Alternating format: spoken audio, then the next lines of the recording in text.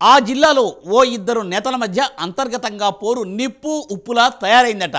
సాధారణ ఎన్నికలకు కొద్ది నెలల ముందు నుండే ఆ ఇరువురి నేతల మధ్య పోరు మొదలైందనే టాక్ ఈ రోజుకు గట్టిగానే వినిపిస్తోంది.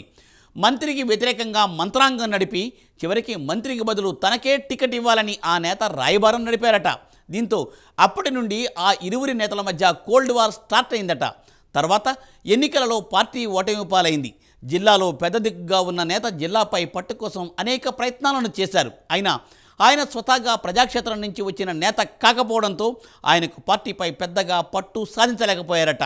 పార్టీ ఓటమి పాలై ఏడాది దాటిన తర్వాత కూడా ఇరువురి నేతల మధ్య ఆధిపత్య పోరు ఇంకా కొనసాగుతూనే ఉందట.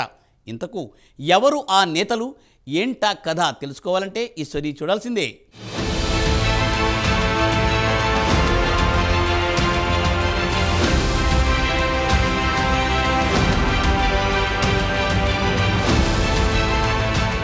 అది పోరాటాల పుట్టినిల్లు, ఉద్యమాల ఖిల్లాగా పేరుగాంచిన జిల్లా. అలాంటి జిల్లాలో నేతలకు ప్రజలకు కాస్త చైతన్యం ఎక్కువనే చెప్పొచ్చు. అలాంటి జిల్లాలో ఏ పార్టీలో చూసినా నేతల మధ్య ఆధిపత్య పోరు సహజంగానే కనిపిస్తుంది.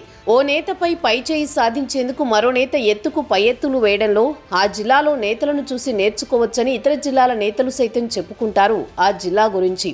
అది ఏ జిల్లా అనుకుంటున్నారా? అదే ఖమ్మం జిల్లా. ఖమ్మం జిల్లాలో గత ప్రభుత్వ హయాంలో ఓ వెలుగు వెలిగిన నేతలంతా ఇప్పుడు సైలెంట్ అయ్యారు. అందుకు కారణం లేకపోలేదు. గత ఎన్నికల్లో నేతలందరినీ ప్రజలు తిరస్కరించారు.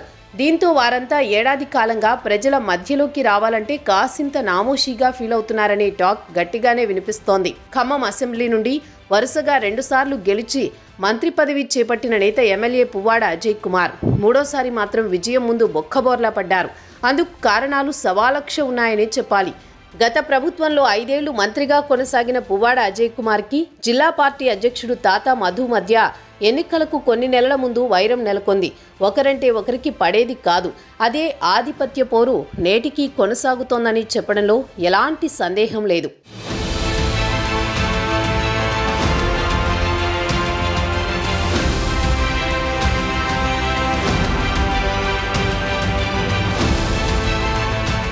గత ఎన్నికల్లో పువ్వాడ అజయ్ ఖమ్మం నుండి పోటీ చేస్తే గెలవడని జిల్లా అధ్యక్షుడు తాతా మధు కేసీఆర్ వెంట ఉండే ఓ కీలక నేతకు చెప్పారట. చెప్పడమే కాదు, కేసీఆర్, కేటీఆర్ మీరే ఈ విషయాన్ని చెప్పి తనకు టికెట్ ఇప్పించాలని చెప్పారట. ఆ విషయం పువ్వాడ అజయ్కు తెలిసి తనపై తప్పుడు సమాచారం ప్రచారం చేయొద్దని పరోక్షంగా తాతా మధుని హెచ్చరించినట్లు అప్పట్లో పార్టీ నేతలు బహిరంగంగానే చెప్పుకున్నారు. గత ఎన్నికల్లో పువ్వాడ అజయ్తో పాటు జిల్లాలో అందరు ఎమ్మెల్యేలు ఘోర ఓటమి పాలయ్యారు. ఓటమి తర్వాత నేతలెవ్వరూ ప్రజాక్షేత్రంలో పెద్దగా కనిపించలేదు. మరి ముఖ్యంగా పువ్వాడ అజయ్ కుమార్ ఓటమి తర్వాత ఆయన ఎక్కువగా హైదరాబాద్కే పరిమితమయ్యారని తెలుస్తోంది. ఏడాది కాలంగా అడపాదడపా నియోజకవర్గానికి వచ్చారు. నియోజకవర్గానికి ఎక్కువగా రాకపోవడం, వచ్చినా పార్టీలో ముఖ్యులను తప్ప ఎవరినీ కలవకపోవడంతో పార్టీ క్యాడర్లో నైరాస్యం నెలకొంది. దానికి తోడు రాష్ట్ర పార్టీ పిలుపునిచ్చిన కార్యక్రమాల్లోనే పాల్గొని వెంటనే హైదరాబాద్కు వెళ్లేవారు. ఇక జిల్లా పార్టీ కార్యాలయానికి పనిగట్టుకుని ఏనాడు రాలేదు. అందుకు కారణాలు సైతం ఉన్నాయి. చేతిలో ప్రోటోకాల్ పదవి లేదు. తాను పార్టీ కార్యాలయానికి వెళ్లినా జిల్లా అధ్యక్షుడు తాతా మధు పక్కన ఎక్కడ కూర్చోవాల్సి వస్తుందోనని కూడా వెళ్లలేదనే టాక్ ఇటు పార్టీలు అటు జిల్లాలో సైతం వినిపిస్తోంది.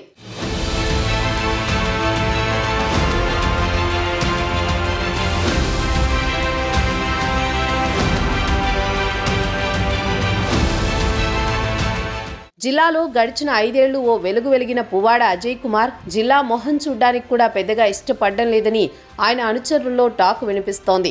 ఇక రాష్ట్ర స్థాయి నేతలు వచ్చినప్పుడు మాత్రమే ఆయన జిల్లా కేంద్రానికి వస్తున్నారు. గత ఏడాది ఆగస్టు చివరిలో ఖమ్మంకు ఆకస్మికంగా వచ్చిన వరదల్లో ప్రజలను ఓదార్చడానికి మాజీ మంత్రి హరీష్ రావు బృందంతో వచ్చినప్పుడు ఓసారి, తర్వాత వ్యవసాయ మార్కెట్కు హరీష్ రావు వచ్చిన సందర్భంలో ఆయనతో కలిసి మరోసారి పార్టీ కార్యాలయానికి వచ్చారు పువ్వాడ అజయ్. తర్వాత కేసీఆర్ దీక్షా దివస్ సందర్భంగా పార్టీ కార్యాలయంలో జరిగింది కార్యక్రమానికి ముఖ్య అతిథిగా తక్కెళ్లపల్లి రవీందర్రావు వస్తే అప్పుడోసారి పార్టీ కార్యాలయానికి పువ్వాడ అజయ్ వచ్చారే తప్ప మరెప్పుడూ పార్టీ కార్యాలయం మొహం ఆయన చూడలేదని తెలుస్తోంది. ఇటీవల పలు సందర్భాల్లో పువ్వాడ అజయ్ కుమార్ ఖమ్మంకు వచ్చినా పార్టీ కార్యాలయానికి వెళ్లలేదు. తన క్యాంపు కార్యాలయం మమతాలోనే కీలక నేతలను కలిసి హైదరాబాద్ వెళ్లేవాడు.